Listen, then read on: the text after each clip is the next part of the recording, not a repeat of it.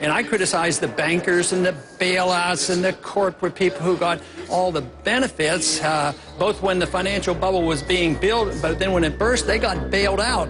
And then the people suffered, something I predicted for many years, because I said that what would happen is eventually we would destroy our economy, jobs would go overseas, we would have inflation, and we've encouraged people to be very dependent. The system has been biased against the middle class and the poor. Very deeply flawed economic system. So I am not so anxious to say, yeah, it's all your fault. If you want to be rich, you can be rich.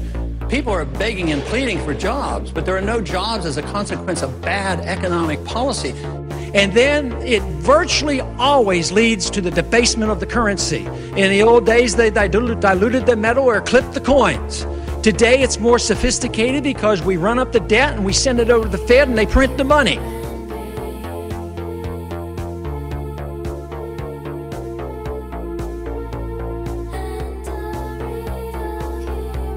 Let me interrupt you for just a sec, because with all due respect, many of your fellows here on this stage have said you'd had to moderate an awful lot of your views to get within the mainstream of the Republican Party, and that you don't believe now what you believed when you were mayor.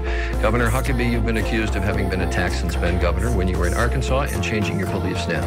Governor Romney, I don't have to go into how many times they've called you a flip-flopper in terms of issues and what you believed as governor of Massachusetts. Senator Thompson has been accused of running on a more conservative record for president than when he was in the Senate. And Senator McCain, you've been accused of moderating your views on the Bush tax policies in order to get into the mainstream of the party, and on immigration to moderate your views. So, Congressman Paul, respect to you, I don't know that you've changed much except your party, because you were a libertarian when you first ran for president.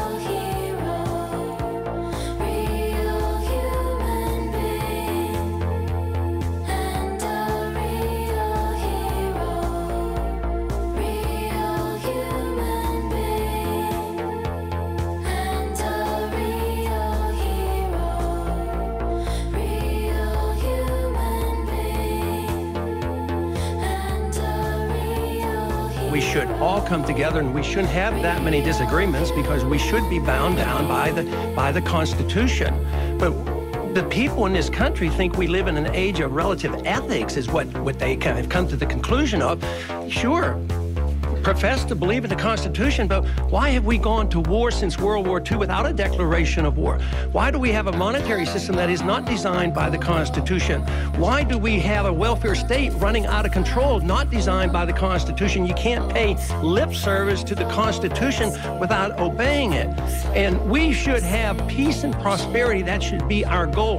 We in foreign policy ought to have a golden rule. We ought to treat others as we would want others to treat us, and we don't treat others so fairly. We treat them like we're the bully, that we're the policeman of the world, and we're going to tell them to behave. If they don't listen to us, we bomb them. If they listen to us, we give them more money, and it's bankrupting this country because we don't live up to our principles. The principles are embedded in our Constitution. Then again, what about other borders? You know, there's a border between Pakistan and Afghanistan. Pakistan's on our side. Afghanistan is half and half. But right on that border is Osama bin Laden, most likely. And he's probably in Pakistan.